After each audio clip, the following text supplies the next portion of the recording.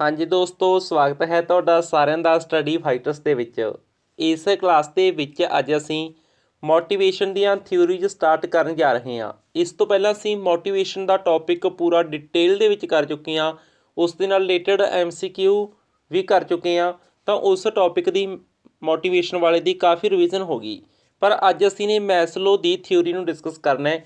Motivation ਦੀਆਂ theories ਨੇ ਜਿਹੜੀਆਂ ਉਹ ਆਪਾਂ ਅਲੱਗ-ਅਲੱਗ ਕਲਾਸਿਸ ਦੇ ਵਿੱਚ ਡਿਸਕਸ ਕਰਾਂਗੇ। ਤਾਂ ਅੱਜ ਦੀ ਕਲਾਸ ਦੇ ਵਿੱਚ ਅਸੀਂ ਇੱਕ ਮੋਸਟ ਇੰਪੋਰਟੈਂਟ ਥਿਊਰੀ ਕਰਨ ਜਾ ਰਹੇ ਹਾਂ ਅਬਰਾਹਿਮ ਮੈਸਲੋ ਦੀ। ਤਾਂ ਅਬਰਾਹਿਮ ਮੈਸਲੋ ਦੀ ਜੋ ਥਿਊਰੀ ਹੈ ਇਹ ਬੜੀ ਈਜ਼ੀ ਵੀ ਹੈ ਅਤੇ ਰੀਅਲ ਲਾਈਫ ਨਾਲ ਰਿਲੇਟਡ ਵੀ ਹੈ। ਮੈਨੂੰ ਲੱਗਦਾ ਵੀ ਬਾਕੀ ਸਾਰਿਆਂ ਨੇ ਤਾਂ ਗਾਪੇ ਮਾਰੇ ਨੇ, ਮੈਸਲੋ ਜਿਹੜਾ ਉਹ ਸਹੀ ਗੱਲ ਕਰ ਗਿਆ, ਜਮਾਂ ਘੈਂਟ ਗੱਲਾਂ ਇਸਨੇ ਕੀਤੀਆਂ ਨੇ। ਤਾਂ ਇਹ ਕਿਹੜੀਆਂ ਘੈਂਟ ਗੱਲਾਂ ਕੀਤੀਆਂ ਨੇ ਅੱਜ ਦੀ ਕਲਾਸ ਵਿੱਚ ਆਪਾਂ ਸਮਝਾਂਗੇ। ਗੱਲਾਂ ਬਾਤਾਂ ਦੇ ਵਿੱਚ ਆਪਾਂ ਨੇ ਥਿਊਰੀ ਸਮਝ ਲੈਣੀ ਹੈ, ਨੰਬਰ ਪੱਕੇ ਕਰ ਲੈਣੇ ਨੇ। ਤਾਂ ਮੈਸਲੋ, ਜਿਸ ਦਾ ਪੂਰਾ ਨਾਂ ਅਬਰਾਹਮ ਮੈਸਲੋ ਸੀ, ਇਹ ਇੱਕ ਹਿਊਮਨਿਸਟ ਸੀ। ਠੀਕ ਹੈ ਜੀ, ਮਨੁੱਖਤਾ ਦੀ ਗੱਲ ਕਰਦਾ ਸੀ। ਤਾਂ ਮਨੁੱਖੀ ਵਿਵਹਾਰ ਦੇ ਵਿੱਚ ਇਹ ਗੱਲ ਕਰਦਾ ਸੀ, ਲੋੜਾਂ ਦੀ ਗੱਲ ਕਰਦਾ ਸੀ ਕਿ ਆਪਾਂ ਜਿਹੜੀਆਂ ਲੋੜਾਂ ਨੇ, ਨੀਡਸ ਨੇ, ਉਸ ਬੇਸ 'ਤੇ ਮੋਟੀਵੇਟ ਹੁੰਦੇ ਹਾਂ, ਉਸ ਬੇਸ 'ਤੇ ਆਪਣੇ ਵਿੱਚ ਮੋਟੀਵੇਸ਼ਨ ਦੀ ਭਾਵਨਾ ਆਉਂਦੀ ਹੈ। ਇਸ ਚੀਜ਼ ਦੀ ਇਹ ਗੱਲ ਕਰਦਾ ਸੀ। ਤਾਂ ਜੋ ਮੈਸਲੋ ਨੇ ਸਿਧਾਂਤ ਦਿੱਤਾ, ਇਹਨੂੰ ਆਪਾਂ ਇੱਕ ਪਾਰਟੀਕੂਲਰ ਨੇਮ ਜੀ ਨਾਲ ਯਾਦ ਰੱਖਣਾ ਹੈ। ਤਾਂ ਇਸ ਨੂੰ ਅਸੀਂ ਆਖਦੇ ਹਾਂ ਮੈਸਲੋਜ਼ ਹਾਇਰਾਰਕੀ ਆਫ ਨੀਡਸ, ਯਾਨੀ ਕਿ ਪੰਜਾਬੀ ਦੇ ਵਿੱਚ ਆਪਾਂ ਇਹਨੂੰ ਇੱਦਾਂ ਲਿਖ ਸਕਦੇ ਹਾਂ, ਮੈਸਲੋ ਦਾ ਲੋੜਾਂ ਸੰਬੰਧੀ ਸੋਪਾਨ ਕ੍ਰਮ ਦਾ ਮੀਨਿੰਗ ਜਾਂ ਹਾਇਰਾਰਕੀ ਕੀ ਹੈ, ਇੱਦਾਂ ਆਪਾਂ ਇਸ 'ਤੇ ਸਟੈਪ ਵਾਈਜ਼ ਚੱਲਾਂਗੇ ਵੀ ਪਹਿਲਾ ਲੈਵਲ, ਫਿਰ ਅਗਲੇ ਲੈਵਲ, ਫਿਰ ਅਗਲਾ ਲੈਵਲ, ਫਿਰ ਅਗਲਾ ਲੈਵਲ। ਇਸ ਤਰ੍ਹਾਂ ਇੱਕ ਪੂਰੀ ਹਾਇਰਾਰਕੀ ਬਣੀ ਹੋਏਗੀ ਜਿਸ ਦੇ ਵਿੱਚ ਇਹ ਨੀਡਸ ਦੀ ਗੱਲ ਕਰੇਗਾ, ਲੋੜਾਂ ਦੀ ਗੱਲ ਕਰੇਗਾ। ਤਾਂ ਸਟਾਰਟ ਕਰਦੇ ਹਾਂ ਜੀ, ਮੋਸਟ ਇੰਪੋਰਟੈਂਟ ਚੀਜ਼ ਹੈ। ਤਾਂ ਦੇਖੋ ਜੀ, ਇਹ ਜਿਹੜੀ ਪੂਰੀ ਡਾਇਗਰਾਮ ਹੈ ਇਹ ਤੁਹਾਨੂੰ ਅੱਜ ਸਾਰੀ ਥਿਊਰੀ ਕਲੀਅਰ ਹੋ ਜਾਏਗੀ ਇਸ ਡਾਇਗਰਾਮ ਤੋਂ। ਪਰ ਤੁਸੀਂ ਇੱਕ ਚੀਜ਼ ਦਾ ਖਾਸ ਧਿਆਨ ਰੱਖਣਾ ਹੈ, ਸੁਣਨ ਦੇ ਉੱਤੇ ਫੋਕਸ ਕਰਨਾ ਹੈ, ਕਿਉਂਕਿ ਕਾਫੀ ਚੀਜ਼ਾਂ ਨੇ ਜਿਹੜੀਆਂ ਮੈਂ ਤੁਹਾਨੂੰ ਡਾਇਰੈਕਟ ਬੋਲ ਕੇ ਦੱਸਾਂਗਾ ਇਹ ਡਾਇਗਰਾਮ ਤੋਂ। ਠੀਕ ਹੈ, ਪੂਰਾ ਆਪਾਂ ਐਕਸਪਲੇਨ ਇਸ ਨੂੰ ਕਰਾਂਗੇ। ਤਾਂ ਧਿਆਨ ਨਾਲ ਸੁਣਿਓ, ਕੱਲਾ ਸਟੈਪ ਜਿਹੜੇ ਸ਼ਬਦ ਉਦਾਹਰਨਾਂ ਮੈਂ ਦੇਵਾਂਗਾ ਉਹ ਸੁਣਨੀਆਂ ਨੇ, ਉਹਨਾਂ ਦੇ ਵਿੱਚੋਂ ਕਿਸੇ ਵੀ ਤਰੀਕੇ ਨਾਲ ਸਵਾਲ ਬਣ ਸਕਦਾ ਹੈ। ਹਾਂਜੀ, ਸਟਾਰਟ ਕਰਦੇ ਹਾਂ। ਸਭ ਤੋਂ ਪਹਿਲਾਂ ਤਾਂ ਦੇਖੋ ਜੀ, ਜੋ ਇਹ ਸੀ ਮੈਸਲੋ ਸੀ, ਇਸ ਨੇ ਕੀ ਕੀਤਾ ਸੀ, ਆਪਣੀ ਜਿਹੜਾ ਇਹ ਇਸ ਦੀ ਹਾਇਰਾਰਕੀ ਆਫ ਨੀਡਸ ਹੈ, ਇਸ ਦੇ ਵਿੱਚ ਇਹਨੇ 5 ਸਟੈਪ ਦੱਸੇ ਨੇ। ਇਹ 5 ਸਟੈਪ ਇੱਦਾਂ ਨੇ ਜੀ, ਇਹ ਪਹਿਲਾ ਲੈਵਲ ਹੈ, ਇਹ ਦੂਸਰਾ, ਤੀਸਰਾ, ਚੌਥਾ, ਪੰਜਵਾਂ, ਮਤਲਬ ਨੈਕਸਟ ਲੈਵਲ ਦੇ ਉੱਤੇ ਜਾਈ ਜਾਂਦਾ ਹੈ। ਇਹ ਇੱਦਾਂ ਗੱਲ ਆਖਦਾ ਹੈ, ਕਹਿੰਦਾ ਜਦੋਂ ਕੋਈ ਵੀ ਵਿਅਕਤੀ ਹੈ, ਕੋਈ ਵੀ ਕਹਿ ਸਕਦੇ ਇੱਕ ਪਰਸਨ ਹੈ, ਉਸ ਪਰਸਨ ਦੀ ਜਦੋਂ ਕਹਿੰਦਾ ਇੱਕ ਨੀਡ ਪੂਰੀ ਹੋ ਗਈ, ਮਤਲਬ ਕਿ ਫਸਟ ਨੀਡ ਕੰਪਲੀਟ ਹੋ ਗਈ, ਤਾਂ ਉਹ ਨੈਕਸਟ ਲੈਵਲ 'ਤੇ ਜਾਵੇਗਾ। ਨੈਕਸਟ ਲੈਵਲ ਵਾਲੀਆਂ ਨੀਡਸ ਪੂਰੀਆਂ ਹੋ ਗਈਆਂ ਤਾਂ ਥਰਡ ਲੈਵਲ 'ਤੇ, ਫਿਰ ਅੱਗੇ ਫੋਰਥ 'ਤੇ, ਫਿਰ ਫਿਫਥ 'ਤੇ। ਇਸ ਤਰ੍ਹਾਂ ਇਹ ਅਪ ਜਾਂਦਾ ਚਲਾ ਜਾਵੇਗਾ ਮਨੁੱਖ। ਠੀਕ ਹੈ, ਪਿਛਲੀਆਂ ਲੋੜਾਂ ਪੂਰੀਆਂ ਹੁੰਦੀਆਂ ਨੇ ਤਾਂ ਉਹ ਅਗਲੇ ਲੈਵਲ 'ਤੇ ਚੱਲ ਜਾਂਦਾ ਹੈ। ਇਹ ਨਹੀਂ ਹੈਗਾ ਵੀ ਕੋਈ ਜੰਪ ਮਾਰ ਕੇ ਡਾਇਰੈਕਟ 5ਵੇਂ ਲੈਵਲ 'ਤੇ ਪਹੁੰਚ ਜੂਗਾ, ਇੱਦਾਂ ਨਹੀਂ ਹੋ ਸਕਦਾ। ਠੀਕ ਹੈ, ਤਾਂ ਉਹ ਕੀ ਆਖਦੇ, ਕਹਿੰਦਾ ਬੇਸਿਕਲੀ ਨੀਡਸ ਪਹਿਲਾਂ ਪੂਰੀਆਂ ਹੁੰਦੀਆਂ ਨੇ, ਫਿਰ ਉਸ ਤੋਂ ਅਗਲੇ ਲੈਵਲ ਦੀਆਂ ਨੀਡਸ ਪੂਰੀਆਂ ਹੁੰਦੀਆਂ ਨੇ, ਫਿਰ ਅਗਲੇ ਲੈਵਲ ਦੀਆਂ ਨੀਡਸ ਪੂਰੀਆਂ ਹੁੰਦੀਆਂ ਨੇ। ਇਹ 5 ਨੀਡਸ ਕਿਹੜੀਆਂ ਦੀ ਗੱਲ ਕਰਦਾ ਉਹ ਆਪਾਂ ਹੁਣ ਡਿਟੇਲ ਦੇ ਵਿੱਚ ਸਮਝੀਆਂ ਨਹੀਂ।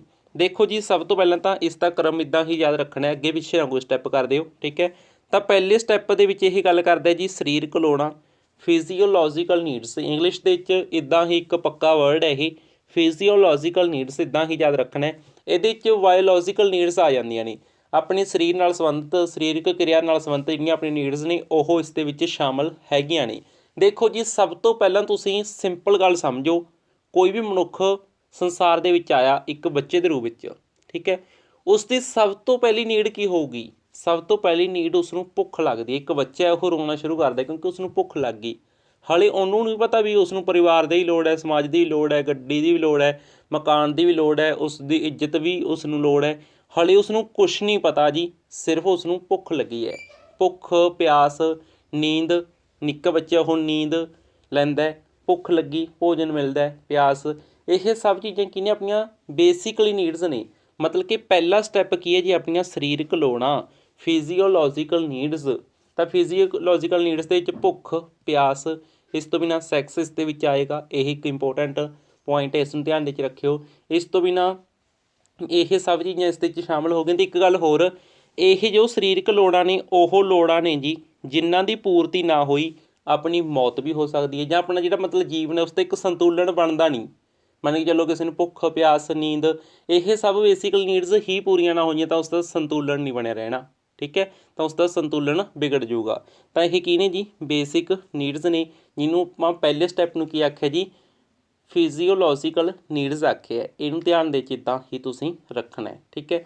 ਹੁਣ ਜਦੋਂ ਇਹ ਨੀਡਸ ਪੂਰੀਆਂ ਹੋ ਗਈਆਂ, ਕਿਸੇ ਦੀ ਭੁੱਖ ਵੀ ਮਿਟ ਗਈ, ਪਿਆਸ ਸੀ ਉਹ ਵੀ ਖਤਮ ਹੋ ਗਈ, ਨੀਂਦ ਲੈ ਲਈ ਉਹ ਵੀ ਮੁੱਕ ਗਈ, ਮਤਲਬ ਉੱਥੇ ਤਾਂ ਮੋਟੀਵੇਸ਼ਨ ਖਤਮ ਹੋ ਗਿਆ।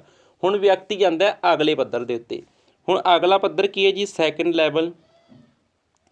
ਲੈਵਲ ਹੈ ਜੀ ਸੁਰੱਖਿਆ ਸੰਬੰਧੀ ਨੀਡਸ। ਦੇਖੋ ਪਹਿਲਾ ਸਟੈਪ ਤਾਂ ਹੋ ਗਿਆ ਕੰਪਲੀਟ, ਪਹਿਲੇ ਸਟੈਪ 'ਤੇ ਲਗਾ ਦਿਓ ਕ੍ਰੋਸ। ਇਸ ਤੋਂ ਬਾਅਦ ਉਹ ਅਗਲੇ ਸਟੈਪ ਦੇ ਉੱਤੇ ਜਾ ਰਹੀ ਹੈ। ਅਗਲਾ ਸਟੈਪ ਕੀ ਹੈ ਜੀ, ਸੁਰੱਖਿਆ ਲੋੜਾਂ, ਸੇਫਟੀ ਨੀਡਸ। ਸੇਫਟੀ ਨੀਡਸ ਦੇ ਵਿੱਚ ਕੀ ਹੈ, ਮੰਨ ਕੇ ਚਲੋ ਅੱਜ ਭੁੱਖ ਮਿਟ ਗਈ, ਠੀਕ ਹੈ, ਉਸ ਨੂੰ ਰੋਟੀ ਮਿਲ ਗਈ। ਹੁਣ ਅੱਜ ਰੋਟੀ ਮਿਲ ਗਈ ਤਾਂ ਉਹ ਇਹ ਵੀ ਚਾਹੁੰਦਾ ਵੀ ਮੈਨੂੰ ਕੱਲ੍ਹ ਨੂੰ ਵੀ ਮਿਲੇ, ਪਰਸੋਂ ਨੂੰ ਮਿਲੇ, ਮੈਨੂੰ ਮਹੀਨੇ ਦਾ ਵੀ ਭੋਜਨ ਮੇਰੇ ਕੋਲ ਹੋਵੇ, ਹੈ ਨਾ।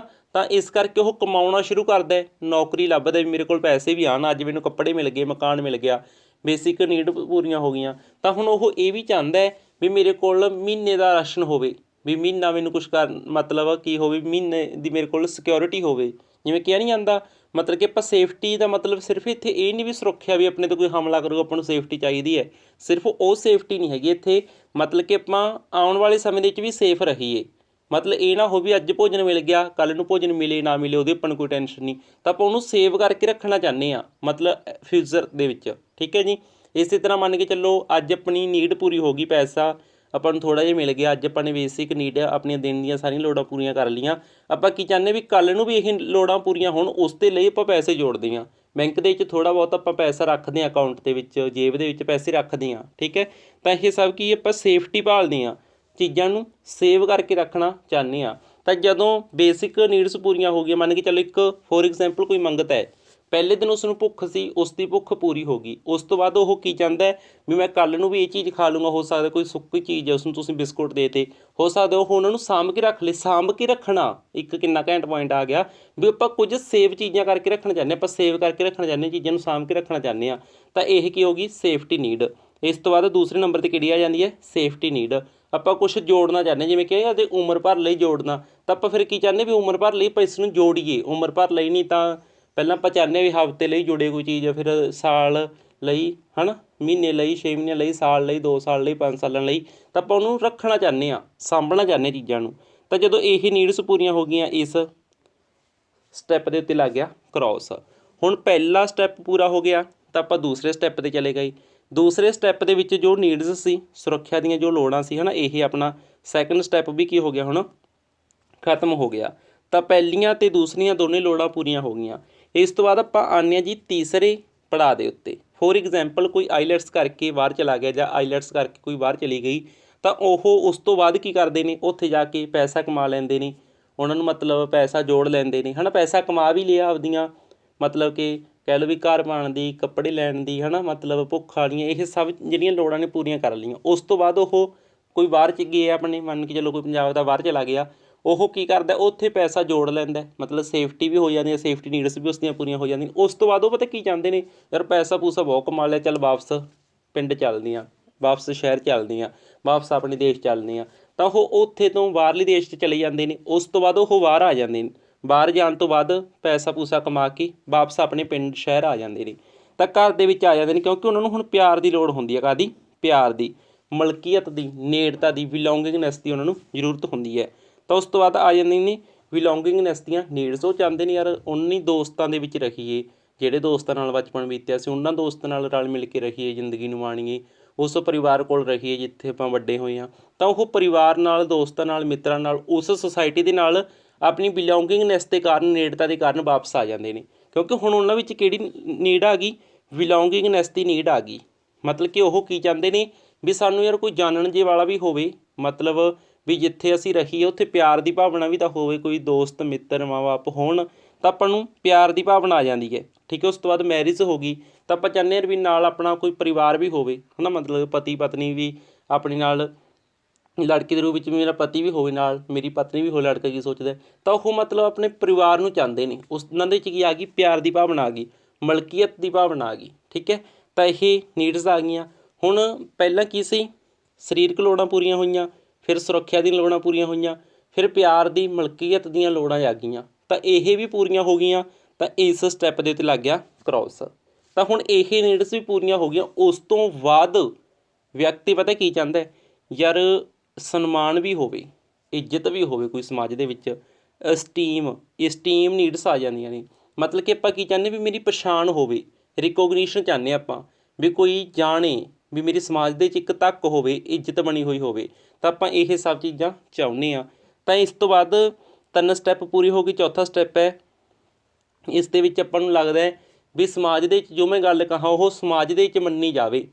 ਉਹ ਕਿਸੇ ਹੋ ਸਕਦਾ ਕੋਈ ਸੁਸਾਇਟੀ ਬਣੀ ਹੋਈ ਹੈ ਉਸ ਦਾ ਮੈਂਬਰ ਬਣਨਾ ਲੋਚਦਾ ਹੋਵੇ, ਕੋਈ ਕਲੱਬ ਬਣਿਆ ਉਹ ਵਿਅਕਤੀ ਉਸ ਕਲੱਬ ਦੇ ਵਿੱਚ ਸ਼ਾਮਲ ਹੁੰਦਾ ਵੀ ਮੈਨੂੰ ਇੱਕ ਪਛਾਣ ਮਿਲੂਗੀ, ਮੈਨੂੰ ਪਿੰਡ ਦੇ ਲੋਕ, ਮੈਨੂੰ ਸ਼ਹਿਰ ਦੇ ਲੋਕ, ਮੈਨੂੰ ਵਿਹੜੇ ਦੇ ਸਮਾਜ ਦੇ ਲੋਕ ਜਾਣਨਗੇ, ਮੇਰੀ ਧੱਕ ਪਊਗੀ। ਅਤੇ ਇੱਕ ਗੱਲ ਹੋਰ ਵੀ ਜਦੋਂ ਮੈਂ ਕੋਈ ਗੱਲ ਕਿਹਾ ਕਰੂੰਗਾ, ਮੇਰੀ ਕੋਈ ਗੱਲ ਮੰਨੂਗਾ ਵੀ ਮੈਨੂੰ ਮਾਨਤਾ ਮਿਲੂਗੀ। ਤਾਂ ਇਹ ਸਭ ਚੀਜ਼ਾਂ ਇਸ ਟੀਮ ਦੇ ਵਿੱਚ ਆਉਂਦੀਆਂ ਨੇ। ਠੀਕ ਹੈ ਜੀ। ਫਿਰ ਆਪਾਂ ਨੂੰ ਸਨਮਾਨ ਦੀ ਲੋੜ ਆਪਣੇ ਅੰਦਰ ਜਾਗਦੀ ਹੈ। ਤਾਂ ਆਪਾਂ ਨੇ ਸਭ ਕੁਛ ਕਰ ਲਿਆ, ਸਰੀਰਕ ਲੋੜਾਂ ਪੂਰੀਆਂ ਕਰ ਲਈਆਂ, ਸੁਰੱਖਿਆ ਦੀ ਲੋੜਾਂ ਪੂਰੀਆਂ ਕਰ ਲਈਆਂ, ਪਿਆਰ ਮਲਕੀਅਤ ਦੀਆਂ ਲੋੜਾਂ ਪੂਰੀਆਂ ਕਰ ਲਈਆਂ। ਚੌਥਾ ਸਟੈਪ ਕੀ ਵੀ ਆਪਾਂ ਸਨਮਾਨ ਚਾਹੁੰਦੇ ਹਾਂ, ਇੱਜ਼ਤ ਚਾਹੁੰਦੇ ਹਾਂ, ਧੱਕ ਪਵੇ ਆਪਣੀ ਸਮਾਜ ਦੇ ਵਿੱਚ, ਆਪਾਂ ਇਹ ਸਭ ਚੀਜ਼ਾਂ ਚਾਹੁੰਦੇ ਹਾਂ। ਤਾਂ ਇਸ ਤਰੀਕੇ ਨਾਲ ਚੌਥਾ ਸਟੈਪ ਇਹ ਸੀ। ਜਦੋਂ ਚੌਥਾ ਸਟੈਪ ਵੀ ਪੂਰਾ ਹੋ ਗਿਆ ਫਿਰ ਇੱਕ ਉਹ ਲੈਵਲ ਆਉਂਦਾ ਜਿਹਨੂੰ ਮੈਸਲੋ ਕਮਾਲ ਦਾ ਲੈਵਲ ਮੰਨਦਾ, ਇੱਕ ਅਪ ਲੈਵਲ ਮੰਨਦਾ, ਸਭ ਤੋਂ ਹਾਈ ਲੈਵਲ ਮੰਨਦਾ। ਇਹ ਹੈ ਜੀ 5ਵਾਂ ਸਟੈਪ, 5ਵਾਂ ਲੈਵਲ ਹੈ ਜੀ ਸੈਲਫ ਐਕਚੁਲਾਈਜੇਸ਼ਨ, ਯਾਨੀ ਕਿ ਸਵੈ ਸਿੱਧੀ। ਜਿਵੇਂ ਕਿਹਾ ਨਹੀਂ ਜਾਂਦਾ ਘਰ ਦਾ ਜੋਗੀ ਜੋਗੜਾ, ਬਾਹਰ ਦਾ ਜੋਗੀ ਸਿੱਧ। ਆਪਾਂ ਕਿਸੇ ਨੂੰ ਕਹਿ ਦਿੰਦੇ ਵੀ ਇਹ ਤਾਂ ਜੋਗੀ ਸਿੱਧ ਹੈ ਪੂਰਾ, ਮਤਲਬ ਕਿ ਵੀ ਉਸਨੇ ਸਭ ਕੁਛ ਪ੍ਰਾਪਤ ਕਰ ਲਿਆ। ਜਿਵੇਂ ਕੀ ਹੁੰਦਾ ਕਈ ਵਾਰ ਅਗਲਾ ਕਹਿੰਦੇ ਵੀ ਤਾਂ ਸੰਨਿਆਸੀ ਬਣ ਗਿਆ ਸਭ ਕੁਛ ਛੱਡ ਛਡਾ ਕੇ, ਇਹਦਾ ਮਤਲਬ ਉਸ ਨੂੰ ਦੀਆਂ ਸਾਰੀਆਂ ਲੋੜਾਂ ਪੂਰੀਆਂ ਨੇ, ਉਸ ਨੂੰ ਕਿਸੇ ਚੀਜ਼ ਦੀ ਲੋੜ ਨਹੀਂ, ਉਹ ਸਿਰਫ ਉਹ ਕਰਨਾ ਚਾਹੁੰਦਾ ਜਿਹੜੀ ਉਸ ਦੇ ਮਨ ਵਿੱਚ ਆਊਗੀ।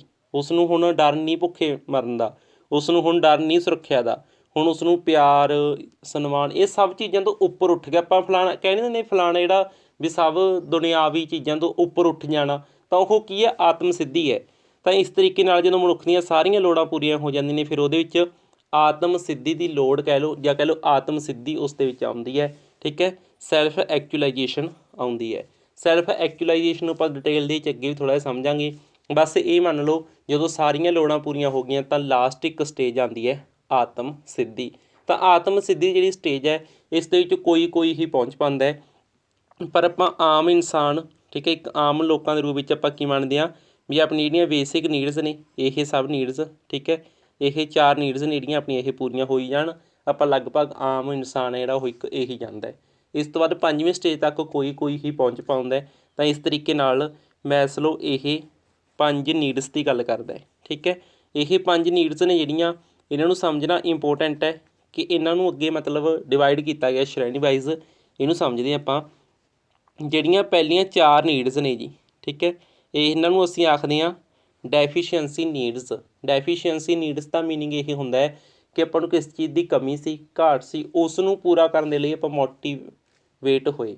ਠੀਕ ਹੈ। ਮਤਲਬ ਕਿ ਹੋ ਸਕਦਾ ਆਪਾਂ ਨੂੰ ਸੇਫਟੀ ਦੀ ਲੋੜ ਸੀ ਤਾਂ ਆਪਾਂ ਨੇ ਪੈਸਾ ਕਮਾਉਣਾ ਸ਼ੁਰੂ ਕੀਤਾ, ਆਪਾਂ ਨੂੰ ਪਿਆਰ ਦੀ ਲੋੜ ਸੀ ਆਪਾਂ ਨੇ ਸਮਾਜ ਨਾਲ ਲਿੰਕ ਬਣਾਉਣੇ ਸ਼ੁਰੂ ਕੀਤੇ, ਆਪਾਂ ਨੂੰ ਅਸਟੀਮ ਦੀ ਨੀਡ ਸੀ, ਹੈ ਨਾ, ਅਸਟੀਮ ਨੀਡਸ ਸੀ, ਉਸ ਨੂੰ ਪੂਰਾ ਕਰਨ ਲਈ ਆਪਾਂ ਕਿਸੇ ਕਲੱਬ ਨੂੰ ਜੁਆਇਨ ਕੀਤਾ ਵੀ ਆਪਾਂ ਨੂੰ ਉੱਥੇ ਸਨਮਾਨ ਮਿਲੇ, ਕਿਸੇ ਸੁਸਾਇਟੀ ਦੇ ਪ੍ਰਧਾਨ ਬਣੇ ਵੀ ਆਪਾਂ ਨੂੰ ਉੱਥੇ ਸਨਮਾਨ ਮਿਲੇ। ਤਾਂ ਇਹ ਸਭ ਲੋੜਾਂ ਨੂੰ ਆਪਾਂ ਪੂਰਾ ਕਰਦੇ ਹਾਂ, ਇਹਨਾਂ ਨੂੰ ਅਸੀਂ ਆਖਦੇ ਹਾਂ ਜੀ ਡੈਫੀਸ਼ੀਐਂਸੀ ਨੀਡਸ। ਜੋ ਡੈਫੀਸ਼ੀਐਂਸੀ ਨੀਡਸ ਨੇ ਇਹਨਾਂ ਦੀ ਜਦੋਂ ਪੂਰਤੀ ਹੋ ਗਈ ਉਸ ਤੋਂ ਬਾਅਦ ਆਪਣਾ ਮੋਟੀਵੇਸ਼ਨ ਡੀਕਰੀਜ਼ ਹੋ ਜਾਂਦਾ ਹੈ, ਆਪਣੀ ਪ੍ਰੇਰਨਾ ਜਿਹੜੀ ਉਹ ਘੱਟ ਜਾਂਦੀ ਹੈ। ਫੋਰ ਐਗਜ਼ਾਮਪਲ ਹੁਣ ਤੁਹਾਨੂੰ ਭੁੱਖ ਸੀ ਲੱਗੀ ਹੋਈ, ਠੀਕ ਹੈ, ਪਹਿਲੀ ਨੀਡ ਦੀ ਗੱਲ ਕਰਦੇ ਹਾਂ ਆਪਾਂ, ਤੁਹਾਨੂੰ ਭੁੱਖ ਲੱਗੀ ਹੋਈ ਸੀ, ਤੁਸੀਂ ਅੱਜ ਰੱਜ ਕੇ ਭੋਜਨ ਖਾ ਲਿਆ, ਕਿ ਉਸ ਤੋਂ ਬਾਅਦ ਵੀ ਤੁਸੀਂ ਭੋਜਨ ਦੇ ਪਿੱਛੇ ਹੀ ਮਤਲਬ ਮੋਟੀਵੇਟ ਹੁੰਦੇ ਰਹੋਗੇ। ਇੱਕ ਵਾਰ ਪੇਟ ਭਰ ਗਿਆ ਤਾਂ ਆਪਾਂ ਨੂੰ ਕੀ ਲੱਗਦਾ ਬਸ ਬਹੁਤ ਹੈ, ਉਸ ਤੋਂ ਬਾਅਦ ਆਪਣਾ ਮਤਲਬ ਮੋਟੀਵੇਸ਼ਨ ਜਿਹੜੀ ਉਹ ਘੱਟ ਗਈ। ਹੁਣ ਦੁਬਾਰੇ ਨਹੀਂ ਆਪਾਂ ਭੋਜਨ ਦੇ ਲਈ ਉਨਾ ਮਤਲਬ ਪ੍ਰੇਰਿਤ ਹੁੰਦੇ ਜਿੰਨਾ ਭੁੱਖੇ ਸੀ ਉਦੋਂ ਹੋਏ ਸੀ। ਇਸੇ ਤਰ੍ਹਾਂ ਆਪਾਂ ਨੂੰ ਸੁਰੱਖਿਆ ਮਿਲ ਗਈ ਤਾਂ ਉਸ ਤੋਂ ਬਾਅਦ ਆਪਾਂ ਸੁਰੱਖਿਆ ਲਈ ਆਪਣਾ ਮੋਟੀਵੇਸ਼ਨ ਘੱਟ ਜਾਂਦਾ। ਇਸੇ ਤਰ੍ਹਾਂ ਪਿਆਰ ਮਿਲ ਗਿਆ ਤਾਂ ਉਸ ਦੇ ਲਈ ਮੋਟੀਵੇਸ਼ਨ ਘੱਟ ਜਾਂਦਾ, ਅਸਟੀਮ ਤੋਂ ਬਾਅਦ ਮੋਟੀਵੇਸ਼ਨ ਘੱਟ ਜਾਂਦਾ। ਇਹ 4 ਨੇ ਜਿਹੜੀਆਂ ਇਹ ਤਾਂ ਆਉਂਦੀਆਂ ਨੇ ਜੀ ਡੈਫੀਸ਼ੀਐਂਸੀ ਨੀਡਸ ਦੇ ਵਿੱਚ, ਇਹਨਾਂ ਦੀ ਪੂਰਤੀ ਹੋਣ 'ਤੇ ਮੋਟੀਵੇਸ਼ਨ ਘੱਟ ਜਾਂਦਾ। ਠੀਕ ਹੈ। ਇਹ ਚੀਜ਼ ਨੂੰ ਤੁਸੀਂ ਧਿਆਨ ਦੇ ਵਿੱਚ ਰੱਖਿਓ। ਇਸ ਤੋਂ ਬਾਅਦ ਜਿਹੜੀ 5ਵੀਂ ਆਪਣੀ ਨੀਡ ਸੀ ਸੈਲਫ ਐਕਚੁਲਾਈਜੇਸ਼ਨ ਵਾਲਾ ਲੈਵਲ ਸੀ, ਇਸ ਲੈਵਲ ਨੂੰ ਅਸੀਂ ਗਰੋਥ ਨੀਡਸ ਜਾਂ ਕਹਿ ਲਓ ਵੀਇੰਗ ਨੀਡਸ ਆਖਦੇ ਹਾਂ। ਤਾਂ ਗਰੋਥ ਨੀਡਸ ਕੀ ਨੇ ਕਿ ਹੁਣ ਕਿਸੇ ਨੇ ਆਤਮ ਸਿੱਧੀ ਪ੍ਰਾਪਤ ਕਰ ਲਈ, ਤਾਂ ਆਤਮ ਸਿੱਧੀ ਪ੍ਰਾਪਤ ਕਰਨ ਤੋਂ ਬਾਅਦ ਉਸ ਦੀ ਨੀਡ ਮਤਲਬ ਇਹ ਆਤਮ ਸਿੱਧੀ ਉਸ ਨੂੰ ਮਿਲ ਗਈ ਤਾਂ ਉਸ ਤੋਂ ਬਾਅਦ ਉਹ ਕੀ ਚਾਹੁੰਦਾ ਵੀ ਹੋਰ ਆਤਮ ਸਿੱਧੀ ਮਿਲੇ। ਉਹ ਇੱਥੇ ਹੀ ਰੁਕਦਾ ਨਹੀਂ, ਉਸ ਦੀ ਜਿਹੜੀ ਮੋਟੀਵੇਸ਼ਨ ਉਹ ਇਨਕਰੀਜ਼ ਹੁੰਦੀ ਹੈ, ਵੱਧਦੀ ਹੈ। ठीक है जी। इस चीज़ ਨੂੰ ਤੁਸੀਂ ਧਿਆਨ ਦੇ ਵਿੱਚ ਜ਼ਰੂਰ ਰੱਖਿਓ। ਤਾਂ ਇਹਦੇ ਵਿੱਚ ਇੱਕ ਹੋਰ ਵੀ ਗੱਲ ਹੈ, ਮਤਲਬ ਇੱਕ ਮੈਂ ਤੁਹਾਨੂੰ ਇਹ ਵੀ ਗੱਲ ਦੱਸਦਾ ਜੀ ਵੀ ਇਹ ਆਪਾਂ ਡੈਫੀਸ਼ੀਐਂਸੀ ਨੀਡਸ ਅਤੇ ਗਰੋਥ ਨੀਡਸ ਨੂੰ ਜਿਹੜਾ ਸਮਝੇ। ਹੁਣ ਮੰਨ ਕੇ ਚੱਲੋ ਫੋਰ ਐਗਜ਼ਾਮਪਲ ਤੁਸੀਂ ਸਭ ਹੋ, ਤੁਸੀਂ ਕੀ ਚਾਹੁੰਦੇ ਹੋ ਵੀ ਨੌਕਰੀ ਮਿਲ ਜੇ। ਆਪਾਂ ਨੌਕਰੀ ਲੈ ਲਈ, ਉਸ ਤੋਂ ਬਾਅਦ ਆਪਣੀ ਮੋਟੀਵੇਸ਼ਨ ਘੱਟ ਗਈ। ਨੌਕਰੀ ਲੈਣ ਤੋਂ ਬਾਅਦ ਤਾਂ ਤੁਸੀਂ PSTET ਦੀ ਤਿਆਰੀ ਕਰਦੇ, ਦੁਬਾਰਾ ਤਾਂ ਨਹੀਂ ਤੁਸੀਂ ਮਾਸਟਰ ਕੇਡਰ ਦੀ ਤਿਆਰੀ ਕਰਦੇ। ਹਾਂ, ਜੋ ਕਰਨਗੇ ਹੋ ਸਕਦਾ ਬਹੁਤੇ ਕੀ ਕਰਨ, ਟੀਚਰ ਲੱਗਣ ਤੋਂ ਬਾਅਦ ਵੀ ਰਿਜ਼ਾਈਨ ਦੇ ਦੇਣ ਵੀ ਨਾ ਮੈਂ ਤਾਂ ਕੁਛ ਹੋਰ ਕਰੂੰਗਾ, ਮੇਰੇ ਮਨ 'ਚ ਤਾਂ ਕੁਛ ਹੋਰ ਆਉਂਦਾ ਮੈਂ ਉਹ ਕਰਾਂ। ਤਾਂ ਉਹ ਆਤਮ ਸਿੱਧੀ ਦਾ ਲੈਵਲ ਹੋ ਜਾਊਗਾ। ਸਮਝ ਰਹੇ ਹੋ ਵੀ ਤੁਸੀਂ ਕੀ ਚਾਹ ਰਹੇ ਹੋ ਵੀ ਮੈਨੂੰ ਯਾਰ ਟੀਚਰ ਬਣ ਵੀ ਗਿਆ, ਮੈਂ ਪੈਸਾ ਵੀ ਕਮਾ ਲਿਆ, ਵਧੀਆ ਪੈਸਾ ਕਮਾ ਲਿਆ, ਸਮਾਜ ਦੇ 'ਚ ਇੱਜ਼ਤ ਵੀ ਬਣ ਗਈ, ਸੇਫਟੀ ਵੀ ਮਿਲ ਗਈ, ਸਭ ਚੀਜ਼ਾਂ ਮਿਲ ਗਈਆਂ। ਹੁਣ ਤੁਸੀਂ ਕੀ ਚਾਹੁੰਦੇ ਹੋ ਵੀ ਮੈਂ ਇਹ ਸਭ ਕੁਛ ਛੱਡ ਛਡਾ ਕੇ ਆਪਣੇ ਲਈ ਕੁਛ ਕਰਾਂ, ਜੋ ਮੇਰਾ ਮਨ ਕਹਿੰਦਾ ਮੈਂ ਉਹ ਕਰਾਂ, ਤਾਂ ਉਹ ਆਤਮ ਸਿੱਧੀ ਹੋ ਜਾਊਗੀ। ਇਹਦਾ ਮਤਲਬ ਤੁਸੀਂ ਡੈਫੀਸ਼ੀਐਂਸੀ ਨੀਡਸ ਤੋਂ ਉੱਪਰ ਉੱਠ ਕੇ ਤੁਸੀਂ ਗਰੋਥ ਨੀਡ ਵੱਲ ਚਲੇ ਜਾਵੋਗੇ।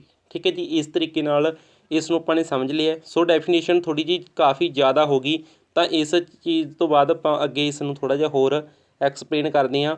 ਤਾਂ ਇਸ ਦੇ ਵਿੱਚ ਇਹਦੇ ਬਾਰੇ ਆਤਮ ਸਿੱਧੀ ਬਾਰੇ ਕੁਝ ਪੁਆਇੰਟਸ ਨੇ, ਇਹਨਾਂ ਨੂੰ ਵੀ ਤੁਸੀਂ ਧਿਆਨ ਦੇ ਵਿੱਚ ਜ਼ਰੂਰ ਰੱਖੋ ਜੀ। ਤਾਂ ਦੇਖੋ ਜੀ, ਮੈਸਲੋ ਦੇ ਕੁਝ ਆਪਾਂ ਵਿਚਾਰ ਪੜ੍ਹਦੇ ਹਾਂ। ਮੈਸਲੋ ਦੇ ਅਨੁਸਾਰ ਇੱਕ ਸੰਗੀਤਕਾਰ ਨੂੰ ਸੰਗੀਤ ਜ਼ਰੂਰ ਵਜਾਉਣਾ ਚਾਹੀਦਾ। ਹੁਣ ਦੇਖੋ ਆਤਮ ਸਿੱਧੀ ਦਾ ਲੈਵਲ ਪਤਾ ਕੀ ਹੈ, ਆਤਮ ਸਿੱਧੀ ਦਾ ਲੈਵਲ ਉਹ ਲੈਵਲ ਹੈ ਵੀ ਚਾਹੇ ਆਪਾਂ ਨੂੰ ਉਹ ਕੰਮ ਕਰਨ ਦੇ ਲਈ 1 ਰੁਪਇਆ ਵੀ ਨਾ ਮਿਲੇ। ਸਮਝ ਰਹੇ ਹੋ। ਮੰਨ ਕੇ ਚਲੋ ਤੁਹਾਨੂੰ ਪੜ੍ਹਾਉਣਾ ਵਧੀਆ ਲੱਗਦਾ ਹੈ, ਤੁਹਾਨੂੰ ਪੜ੍ਹਾਉਣ ਦੇ ਲਈ 1 ਰੁਪਈਆ ਵੀ ਨਹੀਂ ਦਿੱਤਾ ਜਾ ਰਿਹਾ, ਤੁਸੀਂ ਫਿਰ ਵੀ ਪੜ੍ਹਾ ਰਹੇ ਹੋ। ਇਹਦਾ ਮਤਲਬ ਉਹ ਤੁਸੀਂ ਆਪਣੀ ਸੈਲਫ ਐਕਚੁਅਲਾਈਜੇਸ਼ਨ ਦੇ ਲਈ ਕਰ ਰਹੇ ਹੋ। ਸੈਲਫ ਰਿਲਾਈਜੇਸ਼ਨ ਉਸ ਦੇ ਵਿੱਚ ਆਉਂਦੀ ਹੈ, ਉਸ ਦੇ ਲਈ ਤੁਸੀਂ ਕਰ ਰਹੇ ਹੋ। ਠੀਕ ਹੈ ਜੀ। ਇੱਕ ਕਲਾਕਾਰ ਨੂੰ ਚਿੱਤਰ ਬਣਾਉਣਾ ਚਾਹੀਦਾ, ਮਤਲਬ ਜੋ ਚਿੱਤਰਕਾਰ ਹੈ ਨਾ ਕੁਛ ਕਲਾ ਹੈ ਉਹਦੇ ਵਿੱਚ, ਤਾਂ ਉਸਨੂੰ ਉਹ ਕਲਾ ਦਿਖਾਉਣੀ ਚਾਹੀਦੀ ਹੈ। ਠੀਕ ਹੈ ਜੀ। ਇਸੇ ਤਰ੍ਹਾਂ ਇੱਕ ਕਵੀ ਨੂੰ ਲਿਖਣਾ ਜ਼ਰੂਰ ਚਾਹੀਦਾ। ਤਾਂ ਇਸ ਦਾ ਮਤਲਬ ਮੈਸਲੋ ਕੀ ਕਹਿਣਾ ਚਾਹੁੰਦਾ ਸੀ, ਕਹਿੰਦਾ ਵਿਅਕਤੀ ਜੋ ਕੁਝ ਕਰ ਸਕਦਾ ਹੈ ਉਸ ਨੂੰ ਜ਼ਰੂਰ ਕਰਨਾ ਚਾਹੀਦਾ ਹੈ। ਇਸ ਲੋੜ ਨੂੰ ਅਸੀਂ ਕੀ ਆਖਦੇ ਹਾਂ, ਆਤਮ ਸਿੱਧੀ ਆਖਦੇ ਹਾਂ। ਮਤਲਬ ਜੋ ਆਪਾਂ ਕਰ ਸਕਦੇ ਹਾਂ, ਜੋ ਵੀ ਕਰਨਾ ਚਾਹੁੰਦੇ ਹਾਂ ਅਤੇ ਕਰ ਸਕਦੇ ਹਾਂ ਉਹਨੂੰ ਕਰ ਦਿਓ, ਚਾਹੇ ਉਸ ਨੂੰ ਕੋਈ ਪਸੰਦ ਕਰੇ ਨਾ ਕਰੇ, ਕੁਛ ਵੀ ਤੁਹਾਨੂੰ ਉਸ ਦੇ ਬਦਲੇ ਨਾ ਮਿਲੇ, ਤਾਂ ਉਹ ਕਰ ਦਿਓ। ਇਹ ਕੀ ਆਤਮ ਸਿੱਧੀ ਹੈ। ਲੋਕ ਆਤਮ ਸਿੱਧੀ ਅਤੇ ਸਵੈ ਪੂਰਤੀ ਲਈ ਜਮਾਂਦਰੂ ਤੌਰ 'ਤੇ ਹੀ ਪ੍ਰੇਰਿਤ ਹੁੰਦੇ ਨੇ। ਆਤਮ ਸਿੱਧੀ ਦਾ ਸਹੀ ਅਰਥ ਆਪਣਾ ਸੱਚਾ ਸਰੂਪ ਪ੍ਰਾਪਤ ਕਰਨਾ ਅਤੇ ਆਪਣੀ ਸੰਭਾਵਿਤ ਸ਼ਕਤੀ ਨੂੰ ਪੂਰਾ ਕਰਨਾ ਹੈ। ਇਹ ਕੁਝ ਮਤਲਬ ਕੀਵਰਡਸ ਨੇ, ਇਹਨਾਂ ਨੂੰ ਇੱਦਾਂ ਹੀ ਧਿਆਨ ਦੇ ਵਿੱਚ ਰੱਖਿਓ। ਇੱਦਾਂ ਤੁਹਾਨੂੰ ਇਹਦੇ ਵਿੱਚੋਂ ਇੱਦਾਂ ਬਣਾ ਕੇ ਪੁੱਛਿਆ ਜਾ ਸਕਦਾ ਵੀ ਇਹ ਕੀ ਹੈ, ਇਹ ਸੈਲਫ ਐਕਚੁਅਲਾਈਜੇਸ਼ਨ ਯਾਨੀ ਕਿ ਆਤਮ ਸਿੱਧੀ ਹੈ। ਠੀਕ ਹੈ। ਇਹ ਸਭ ਚੀਜ਼ਾਂ ਆਤਮ ਸਿੱਧੀ ਦੇ ਵਿੱਚ ਸ਼ਾਮਲ ਹੈਗੀਆਂ ਨੇ। ਇਸ ਤੋਂ ਬਿਨਾਂ ਕੁਝ ਹੋਰ ਇੰਪੋਰਟੈਂਟ ਪੁਆਇੰਟ ਨੇ ਜੋ ਡਿਸਕਸ ਕਰਨੇ ਬਣਦੇ ਨੇ। ਇੰਪੋਰਟੈਂਟ ਟਰਮਸ ਨੇ, ਜਿਵੇਂ ਕਿ ਇੱਕ ਸਮਝੋ ਜੀ ਤੁਸੀਂ, ਇਹ ਜਿਹੜੀ ਇਸਨੇ ਹਾਇਰਾਰਕੀ ਦਿੱਤੀ ਸੀ, ਇਸ ਦੇ ਵਿੱਚ ਬਾਅਦ ਵਿੱਚ ਕੁਝ ਸੁਧਾਰ ਵੀ ਕੀਤੇ ਗਏ। ਠੀਕ ਹੈ। ਇਸ ਦੇ ਵਿੱਚ ਥੋੜ੍ਹੀਆਂ ਜਿਹੀਆਂ ਮੋਡੀਫਿਕੇਸ਼ਨਸ ਹੋਈਆਂ, ਤਾਂ ਉਹ ਚਲੋ ਅਲੱਗ ਮੈਟਰ ਹੈ। ਅਤੇ ਦੇਖੋ ਜੀ ਇੱਥੇ ਤੁਸੀਂ ਇਹ ਸਮਝੋ ਕਿ ਇਹ ਕੁਝ ਹੋਰ ਨੀਡਸ ਦੀ ਗੱਲ ਵੀ ਕਰਦਾ ਮੈਸਲੋ। ਕਿਹੜੀਆਂ ਨੀਡਸ ਦੀ? ਨੰਬਰ 1 ਇਹ ਜਗਿਆਸਾ ਲੋੜ ਯਾਨੀ ਕਿ ਕਰਿਓਸਿਟੀ ਨੀਡਸ ਦੀ ਗੱਲ ਕਰਦਾ ਹੈ। ਕਰਿਓਸਿਟੀ ਕੀ ਹੈ? ਜਗਿਆਸਾ, ਆਪਣੇ ਅੰਦਰ ਕੁਛ ਕਰਨ ਦੀ ਇੱਛਾ। ਠੀਕ ਹੈ। ਤਾਂ ਇਹ ਕੀ ਆਖਦਾ ਹੈ? ਸਿੱਖਣ ਅਤੇ ਖੋਜ ਕਰਨ। ਇਹ ਕੀ ਆਖਦਾ? ਸਿੱਖਣ ਅਤੇ ਖੋਜ ਕਰਨ, ਰਹੱਸਮਈ ਅਤੇ ਅਣਜਾਣ ਚੀਜ਼ ਨੂੰ ਲੱਭਣ ਦੀ ਇੱਛਾ ਜਾਂ ਜਗਿਆਸਾ ਮਨੁੱਖੀ ਸੁਭਾਅ ਆਉਣਾ ਸੀ ਇੱਥੇ,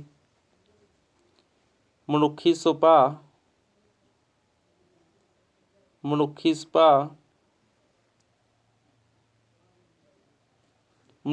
ਦਾ ਇੱਕ ਮੂਲ ਪੱਖ ਹੈ। ਇਸ ਤਰ੍ਹਾਂ ਕੀ ਆਖਦਾ? ਕਹਿੰਦਾ ਮਨੁੱਖ ਹੈ, ਉਹਦੇ ਵਿੱਚ ਕਹਿੰਦਾ ਜਿਗਿਆਸਾ ਹੈ। ਠੀਕ ਹੈ ਵੀ ਜਿਗਿਆਸਾ ਹੈ ਉਹਦੇ ਵਿੱਚ ਵੀ ਉਹ ਚਾਹੁੰਦਾ ਵੀ ਕੁਛ ਕਰਾਂ, ਅਲੱਗ ਕਰਾਂ, ਖੋਜ ਕਰਾਂ, ਵੱਖਰਾ ਕਰਾਂ, ਅਣਜਾਣ ਚੀਜ਼ ਨੂੰ ਲੱਭਾਂ। ਤਾਂ ਇਹ ਕੀ ਕਰਿਓਸਿਟੀ ਹੈ। ਠੀਕ ਹੈ ਜੀ। ਇਸ ਚੀਜ਼ ਦੀ ਵੀ ਇਹ ਗੱਲ ਕਰਦਾ, ਇਹਨੂੰ ਧਿਆਨ ਦੇ ਵਿੱਚ ਰੱਖਿਓ। ਇਸ ਤੋਂ ਬਿਨਾਂ ਇੱਕ ਇਹ ਹੋਰ ਗੱਲ ਕਰਦਾ ਸੁੰਦਰਤਾ, ਬੋਧ, ਲੋੜ। ਤਾਂ ਇਸ ਦੇ ਵਿੱਚ ਕੀ ਹੈ? ਸੂਝ।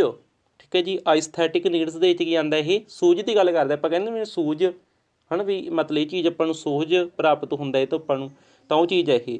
ਮੈਸਲੋ ਨੇ ਆਪਣੀਆਂ ਖੋਜਾਂ ਵਿੱਚ ਵੇਖਿਆ ਕਿ ਕਰੂਪਤਾ ਨੂੰ ਬੇਅਸਰ ਕਰਨ ਵਜੋਂ ਅਨੁਭਵ ਕੀਤਾ ਜਾਂਦਾ ਹੈ। ਕਰੂਪਤਾ ਜਿਹੜੀ ਉਹ ਬੇਅਸਰ, ਠੀਕ ਹੈ, ਕਿਸੇ ਨੂੰ ਖਤਮ ਕਰਨ ਦੇ ਲਈ ਅਨੁਭਵ ਕੀਤਾ ਜਾਂਦਾ ਹੈ। ਸੁੰਦਰਤਾ ਦਾ ਬਿਹਤਰੀ ਜਾਂ ਕਲਿਆਣ ਦੀ ਭਾਵਨਾ ਅਤੇ ਸਵੈ ਬਿੰਬ ਵਿੱਚ ਵਾਧਾ ਕਰਨ ਦਾ ਅਨੁਭਵ ਹੁੰਦਾ ਹੈ। ਮਤਲਬ ਸੂਝ ਬਾਰੇ, ਕਰੂਪਤਾ ਬਾਰੇ ਵੀ ਇਹ ਇਸ ਚੀਜ਼ ਦੀ ਗੱਲ ਕਰਦਾ ਹੈ। ਸਵੈ ਆਦਰ ਅਤੇ ਸੁੰਦਰਤਾ ਦੀ ਭਾਵਨਾ ਉਦੋਂ ਆਉਂਦੀ ਹੈ ਜਦੋਂ ਵਿਅਕਤੀ ਦੀ ਭੋਜਨ, ਸਹਾਰੇ ਅਤੇ ਸਰੀਰਕ ਸੁਰੱਖਿਆ ਦੀਆਂ ਲੋੜਾਂ ਪੂਰੀਆਂ ਹੋ ਜਾਣ। ਤਾਂ ਸਿੰਪਲ ਜੀ ਗੱਲ ਕੀ ਹੈ? ਉਹ ਕਹਿੰਦਾ ਵੀ ਇਹ ਜਿਹੜੀ ਇਹਨੇ ਆਈਸਥੈਟਿਕ ਨੀਡਸ ਦੀ ਗੱਲ ਕੀਤੀ ਹੈ, ਸੁੰਦਰਤਾ, ਬੋਧ, ਲੋੜਾਂ ਦੀ ਗੱਲ ਕੀਤੀ ਹੈ, ਉਹ ਕਹਿੰਦਾ ਇਹ ਸਭ ਫੇਰ ਆਉਣਗੀਆਂ। ਸੂਝ ਦੀ ਗੱਲ ਕੋਈ ਮਨੁੱਖ ਫੇਰ ਕਰੂਗਾ ਜੀ ਉਸਦੀ ਭੋਜਨ ਦੀ, ਸਹਾਰੇ ਦੀ, ਸਰੀਰਕ ਸੁਰੱਖਿਆ ਦੀ, ਠੀਕ ਹੈ, ਫਿਜ਼ੀਓਲੋਜੀਕਲ ਸੇਫਟੀ ਨੀਡਸ, ਬਿਲੋਂਗਿੰਗਨੈਸ, ਇਹ ਸਭ ਲੋੜਾਂ ਉਸਦੀਆਂ ਪੂਰੀਆਂ ਹੋ ਗਈਆਂ ਫਿਰ ਉਹ ਸੂਝ ਦੀ ਗੱਲ ਕਰੂਗਾ, ਫਿਰ ਉਹ ਐਸਥੈਟਿਕ ਨੀਡਸ ਦੀ ਗੱਲ ਕਰੂਗਾ। ਸਿੰਪਲ ਗੱਲ ਉਹੀ ਹੈ ਵੀ ਪਿਛਲਾ ਸਟੈਪ ਪੂਰਾ ਹੋ ਗਿਆ, ਜਿਵੇਂ ਹਾਇਰਾਰਕੀ ਦੇ ਵਿੱਚ ਆਪਾਂ ਨੇ ਪੜ੍ਹਿਆ ਵੀ ਪਿਛਲਾ ਸਟੈਪ ਪੂਰਾ ਹੋ ਗਿਆ ਤਾਂ ਅਗਲੇ ਸਟੈਪ ਬਾਰੇ ਫਿਰ ਸੋਚੂਗਾ। ਠੀਕ ਹੈ, ਹੁਣ ਮੰਨ ਕੇ ਚੱਲੋ ਕੋਈ ਮਰਨ ਦਾ ਭੁੱਖਣ ਲੱਗ ਰਿਹਾ, ਉਹ ਕਹੇ ਮੈਂ ਤਾਂ ਆਤਮ ਸਿੱਧੀ ਪ੍ਰਾਪਤ ਕਰਨੀ ਹੈ, ਕਿੱਥੋਂ ਕਰ ਲੂਗਾ? ਪਹਿਲਾਂ ਉਹਦੀਆਂ ਫਿਜ਼ੀਓਲੋਜੀਕਲ ਨੀਡਸ ਹੀ ਨਹੀਂ ਪੂਰੀਆਂ ਹੋਈਆਂ, ਸਮਝ ਰਹੇ ਹੋ। ਅਤੇ ਇਸ ਤੋਂ ਬਾਅਦ ਹੈ ਜੀ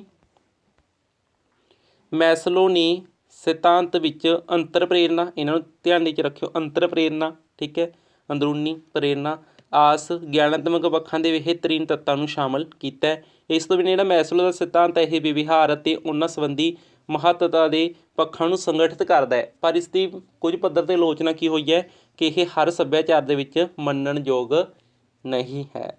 ਤਾਂ ਇਸ ਤਰੀਕੇ ਨਾਲ ਮੈਸਲੋ ਜੋ ਕੁਛ ਕਹਿੰਦਾ ਸੀ ਆਪਾਂ ਨੇ ਸਾਰਾ ਕੁਛ ਸੁਣ ਲਿਆ। ਠੀਕ ਹੈ ਜੀ, ਤਾਂ ਮੈਸਲੋ ਨੇ ਗੱਲਾਂ ਕੀਤੀਆਂ ਨੇ, ਮੈਨੂੰ ਘੈਂਟ ਲੱਗੀਆਂ ਮੈਸਲੋ ਦੀਆਂ ਗੱਲਾਂ, ਮਤਲਬ ਉਹ ਰੀਅਲਟੀ ਜੀ ਨਾਲ ਗੱਲ ਕਰਦਾ। ਉਹ ਮਤਲਬ ਕੀ ਕਰਦੇ ਨੇ ਵੀ ਪਾਣੀ 'ਚ ਸੋਟੀਆਂ ਨਹੀਂ ਮਾਰਦਾ, ਇਹ ਮਤਲਬ ਰੀਅਲਟੀ ਨਾਲ ਗੱਲ ਹੈ ਨਾ। ਮੈਨੂੰ ਇਹ ਗੱਲ ਬਹੁਤ ਘੈਂਟ ਲੱਗੀ। ਤੁਹਾਨੂੰ ਕਿੱਦਾਂ ਲੱਗੀਆਂ ਮੈਸਲੋ ਦੀਆਂ ਗੱਲਾਂ, ਇਹ ਇੱਕ ਵਾਰ ਮੈਨੂੰ ਜ਼ਰੂਰ ਦੱਸਿਓ।